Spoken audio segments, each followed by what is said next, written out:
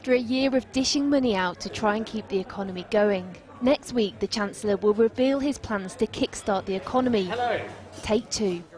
But after such high levels of public spending, the government faces the challenge of tightening the purse strings without strangling the economy. Rishi Sunak has already cautioned today that they need to run the economy responsibly and that he'll use his budget on Wednesday to level with people about the enormous strains in the public finances. Strains all too familiar to those who have lost their job in the pandemic. Kiki spent 6 months trying to get a new job after losing hers in April. So many people lost their jobs, so it kind of felt like an ongoing conversation with kind of family and friends. You know, I'm in a similar position. I just lost my job as well. I'm also applying, and you're just kind of trying to, you know, if I hear anything, I'll let you know. If I know anyone in this sector, I'll let you know, helping each other out, you know, because everyone was in the same boat, experiencing the same thing. A report out today from the Trade Union Congress shows the impact of job losses hasn't been felt equally, with the unemployment rate for black and minority ethnic workers rising at more than twice the rate of white workers during the pandemic. You probably have to try like 2 or 3 times harder to get into the job market or to be noticed, or, you know what I mean, to be picked for a role. So you kind of try twice as hard. The TUC analysis of government figures showed during the pandemic, unemployment for white workers went up by just under a third. But for BME workers, it's increased by almost 2/3. For black and Caribbean workers, the unemployment rate is highest, more than 3 times that of white workers. What this TUC report has done is that it's highlighted the systemic racial inequality fault lines that have been there even before the pandemic. What this pandemic has done is expose them and also exacerbated them. My frustration is that the government seems unable, one, to acknowledge these racial inequalities, and 2, to act accordingly. But of course, unless you acknowledge them, you cannot do anything about it.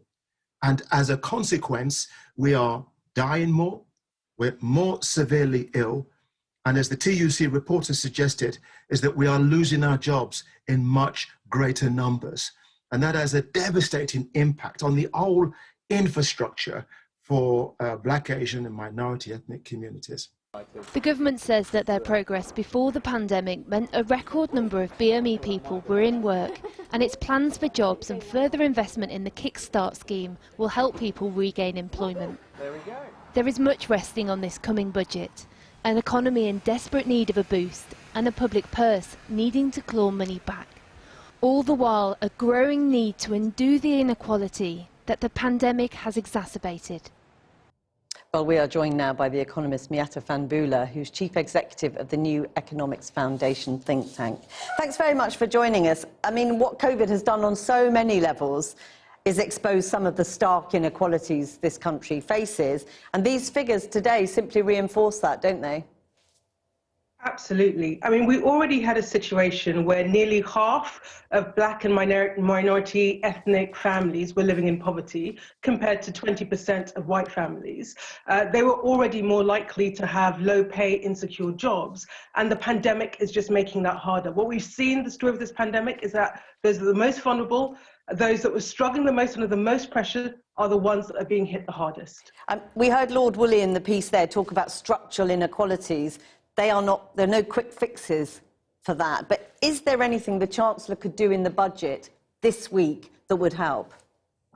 Absolutely. First and foremost, he's got to help families that are struggling, those that have lost their jobs, but even those that are in work in low pay are really struggling as the economic hit of this pandemic plays out. And the first thing that he could do is introduce a minimum income guarantee. You know, my organisation, the New Economics Foundation, is proposing £227 per person a week that needs it in order to help people weather the storm of this. That's the most important thing that he can do. He's got to shore up our social safety net for people. The second thing he needs to do is very quickly be thinking about how do we create jobs? And by the way, better paid, secure jobs for people.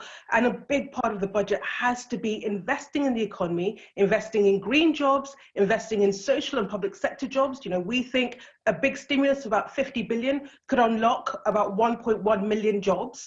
And then create a training program so that we're skilling people up, we're targeting groups that are deprived, skilling them up and getting them placed into these jobs. That is a very big shopping list. And of course, the question people will be asking is, how on earth can this country pay for that?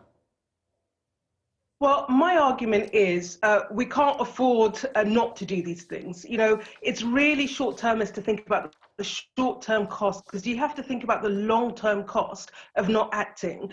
And every credible economist is saying to the government, when interest rates are still negative or zero interest rates, this is the time to borrow, to invest in the economy. The best way to recover is to continue bolstering, supporting businesses, supporting people. If you walk away too quickly, we will be in economic shock for much, much longer, and the cost of that will far outweigh the cost of any intervention in the short term. Well, the Chancellor is making it clear that we are soon going to have to start paying the bill for the billions that have been spent during this pandemic. This week, would you like to see tax rises?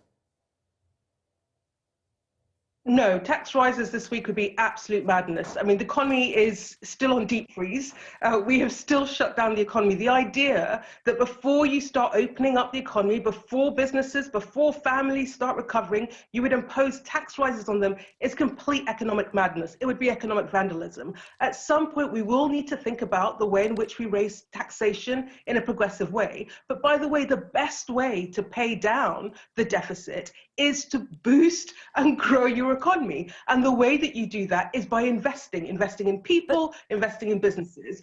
Pulling the rug underneath the economy now would be complete madness, and there's no credible country that will do it. I don't believe very briefly, though, sorry, but if there's no halt on spending and you don't increase taxes, the bill just gets bigger.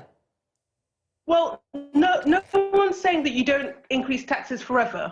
We're just saying that when the economy is still in deep freeze, this is not the time to do it. At some point, we will get to that. But everyone from the IMF to the OECD to the IFS is saying, do not stop investing. We need to invest to get our economy back up to speed, back working, and then we can think about the way in which we do this in a progressive way. Miata Fanbula, thank you so much for talking to us today. Thank you.